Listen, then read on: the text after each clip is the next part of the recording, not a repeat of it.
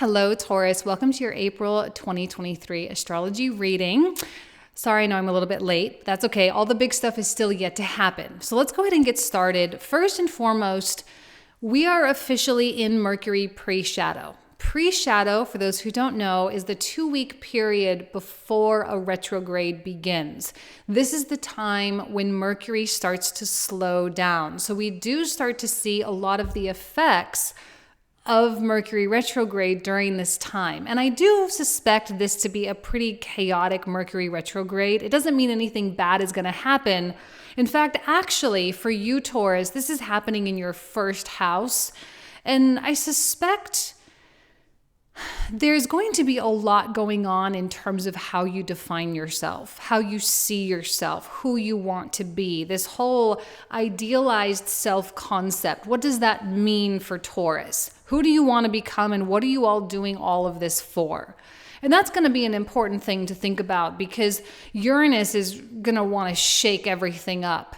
And I think this is something that you've been thinking about for the past year and a half with this North Node in your sign since it came in October or November of 2021.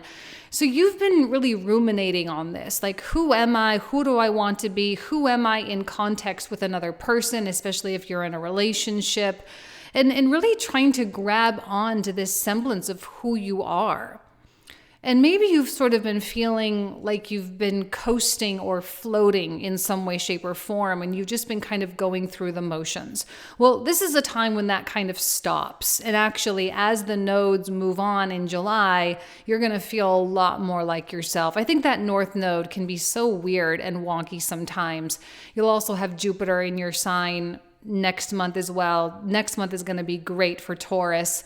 So we're just kind of in that preparatory time right now. So use this time to really ask yourself, who do I want to be? How do I see myself? What's missing in my life? What is it that I need to be doing that makes me feel aligned or purposeful in my day-to-day life? Because the reason why it's healthy to be asking yourself those types of things right now is that when Jupiter does come into Taurus, Jupiter is going to give you everything you need to actually be able to go do it. So if you have a clear vision, right? If you have a clear vision, there's really nothing you won't be able to do. And this is something exciting. We don't get Jupiter in our sign every day. It can be a real blessing sometimes. Now, Uranus is in there, so it's going to be kind of an interesting transit. But I think generally speaking, you're next on the docket for the Jupiterian aspects of life. There's an expansion period. Now, with expansion, there can be some growing pains, but it's all for the sake of taking your life to the next level. Okay, so Mercury is in pre-shadow. He officially retrogrades on the 21st of April. Now, a couple of days before that, or like a day, okay, in the US, it's very late on the 19th of August. We have the total solar eclipse at 29 degrees of Aries. For you, this is happening in the 12th house. And 12th house is a tricky house. This may be a time that you're actually really needing to be alone. And actually, I would recommend it if you can, to be alone so you can kind of do a hermit thing and focus on contemplation and your meditation, to focus on your spiritual health and to really get in that mindset of preparation for what's coming next. Now, back on April 6th, we had a big full moon in Libra. Normally after a full moon, well, it's true in this case as well, after a full moon, the moon starts to wane, right? It starts to get darker. And then we have the new moon, and then it starts to get brighter. The difference with this waning cycle that we're in right now is that the moon is still waning, but we're building up to that Earth, Moon, Sun alignment with that new moon eclipse. And the intensity is actually increasing with a waning moon, which is kind of weird and kind of backwards and doesn't always really happen that way. So we have an intensification of energy throughout the whole of April, because what's going to happen is this moon is going to be building up to the eclipse here, and then it's going to begin its its waxing period, which is going to be even more. And that's going to build up to a full moon eclipse in Scorpio. Okay, a lunar eclipse in Scorpio. And of course, that's opposite of you. So you're really going to feel that one for sure. And if you're in a relationship, if you are married, or if you do have an important client or any kind of business or professional contracts with someone, it is possible that something significant might happen with that relationship. It doesn't have to be anything bad, but I think it is time for a change or a transformation of the agreements for Taurus. And if you're not happy with someone or something, this is going to be a time, Taurus, where you're going to have to communicate what it is you really need from someone else. And Mercury retrograding in your sign is going to help you with that. Now, one of the reasons why this new moon total solar eclipse is going to be more intense is because Mercury is retrograding like a day and a half later. So he's moving basically not at all. He's basically stationed retrograde.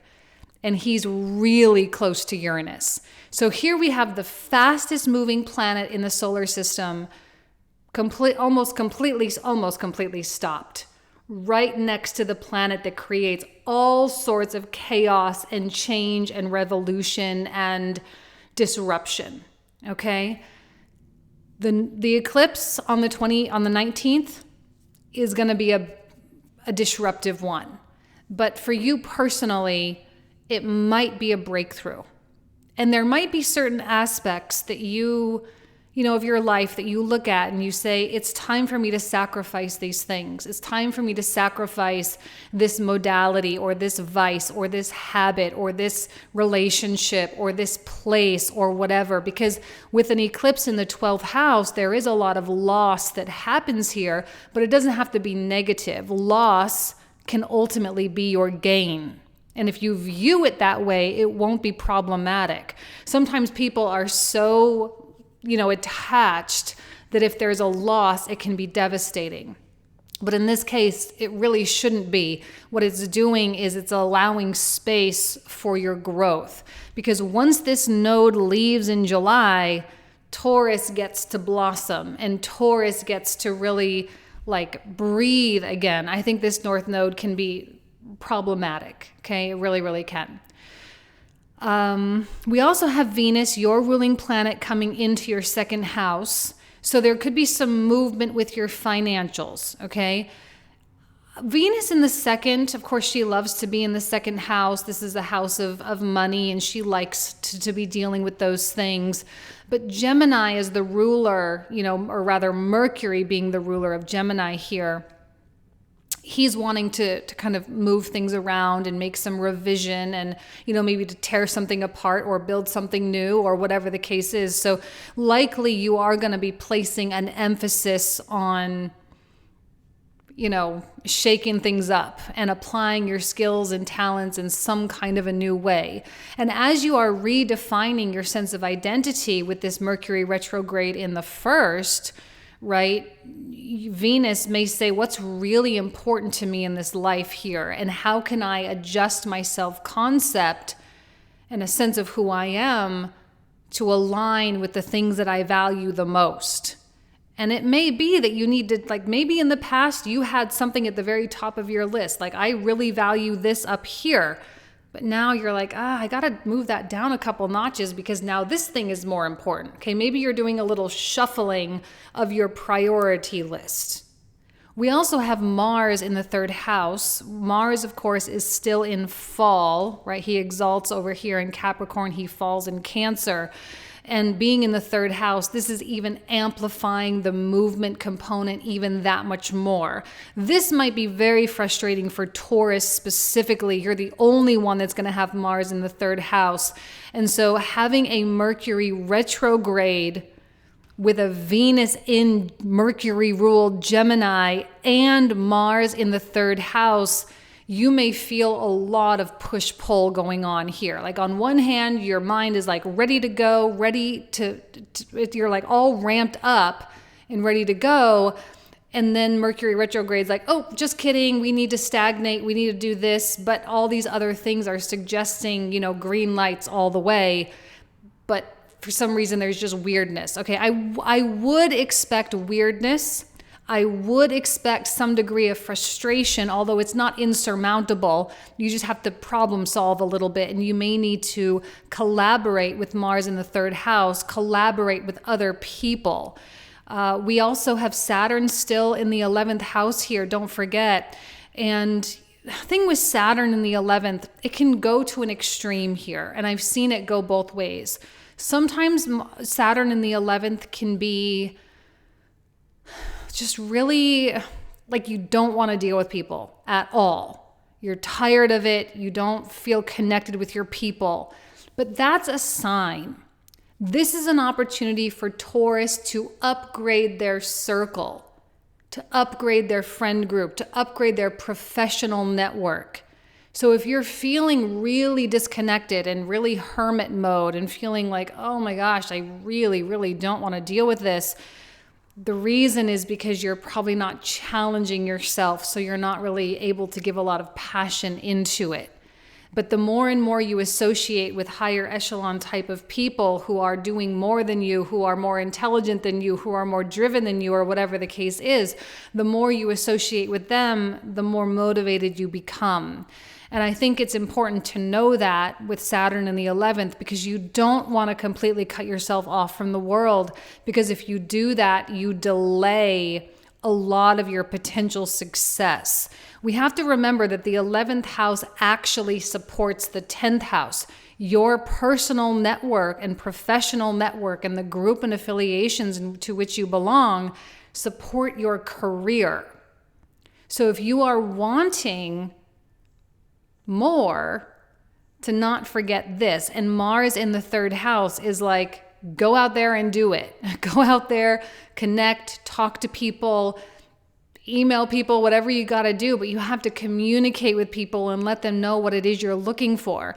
Mars in Cancer can be a ridiculously ambitious placement if you want it to be. It can also be really homebody, or it could be ambitious. It depends on where you are in your life. Some people need more homebody. Some people need more ambition. If you've been in hermit mode for a long time, maybe ever since Saturn was in rulership since 2018, maybe now it's time to come out of your shell a little bit, okay?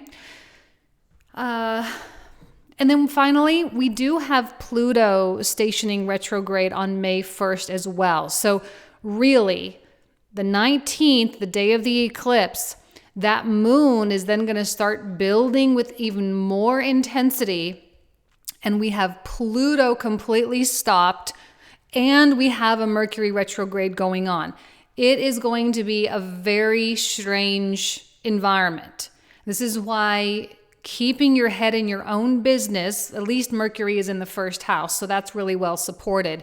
You keep it geared on yourself, your lane, your path, your goals, and you just keep powering through and not really worry about what's going on in the world. And this Pluto, see, there is a lot of change going on for Taurus with how they show up in the world. For many of you, this is career stuff, and that's why Venus coming into the second can, there can be change, easy change for you to make to your plans or strategies or whatever. And just know that in the next 2 years, as Pluto goes back and forth 2 different times between Capricorn and Aquarius, this is hitting up against your midheaven like twice. So your midheaven is really going through it, and your place in the world is going to be completely different 3 years from now. So the more flexible you can be, the more amenable to new ideas you can be, likely the more prosperous you're going to be. When we fight with Pluto, it never goes well. We can never win. We need to just sort of surrender to the transformation, surrender to the destruction process, and just allow ourselves to emerge when it's time. Okay? All right, Taurus. You guys know I love you. I hope you have an amazing April, and I'll talk to you soon. Take care.